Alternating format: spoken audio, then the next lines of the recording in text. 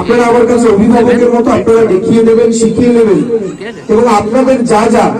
মনে হয় যেটা চুঁচুড়াকে আগামী দিনে আরো এগিয়ে নিয়ে যাওয়ার জন্য প্রয়োজন,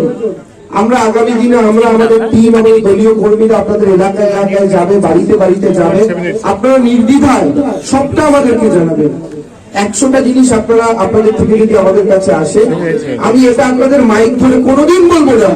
যে 100টা জিনিস আপনারা বলুন, আমরা জিতে আসি 3 মাসের মধ্যে 100টা কাজ করে দিতে পারবো না কথা। সত্যি তো সত্যি কথা বলি, প্রতিশ্রুতি দেবো নরেন্দ্র মোদীর মতো আসছে দিন, তারপরে সিলিন্ডারের লাইনে দাঁড়াতে হবে, এই পলিসিতে আমরা বিশ্বাস করি না। আমি আপনাদের এইটুকু শুধু বলতে পারি যে আমরা আপনাদের যা যা দাবি দেওয়া, এলাকার মানুষ যেভাবে চুঁচুড়াকে দেখতে চান, আপনাদের প্রত্যেকের সাজেশন নিয়ে তার অধিকাংশটাই পূরণ করার জন্য আমার দায়িত্বটা হবে